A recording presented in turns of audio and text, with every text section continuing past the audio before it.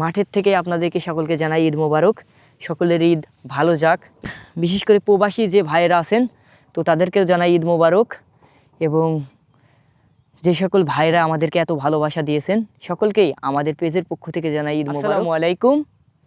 তো সকলকে জানাই ঈদ মোবারক। তো ঈদের দিন চলে আসলাম ঘাস কাটতে। মূলত গরু বাছুর যদি পুষতে হয় ভাই, ঈদ হোক আর ঝড় হোক আর বসন্ত হোক, আপনাকে সাধারণত গরুর জন্য যদি গরু পালন করতে হয় আপনাকে ঘাস কাটতেই হবে। তো আমরা চলে আসলাম ঈদের দিনও ঘাস কাটতে। তো প্রায় হয়ে গেছে। তো এই ঘাসগুলো কেটে ভাবলাম যে আমি আর লিখন ঘুরতে যাব।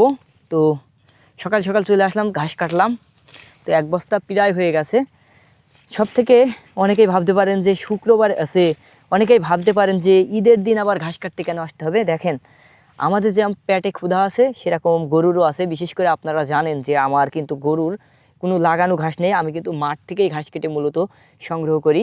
এবং কৃষিকাজ থাকায় আগামীকালকে বেশি ঘাস কাটতে পারিনি, মনে করেছিলাম যে আপনার ঘাস কেটে রাখবো। তো ঘাস কাটা হয়নি। তার উপরেও আপনার শুক্রবার ছিল, জম্মার নামাজ পড়ার পরে আর শরীর চলে না, বিশেষ করে রোজা থেকে।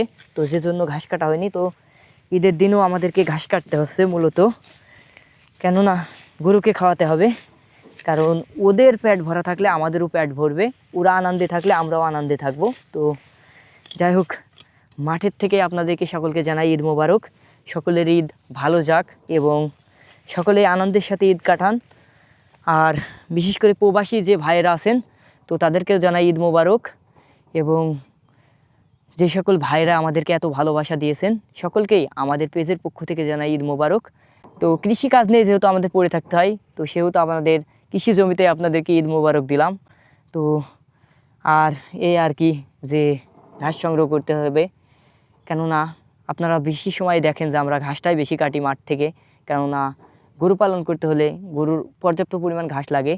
আমাদের মিনিমাম যে যতগুলো গরু আছে তাতে করে আপনার 3-4 বস্তা করে ঘাস লাগে, কেননা এই সময়টা বিচুলি নাই। তো এই ঘাস কাটার শেষে চলে যাব। আর সকলে ভালো থাকবেন। আবারও একবার ঈদ মোবারক। আসসালামু আলাইকুম। আল্লাহ হাফিজ।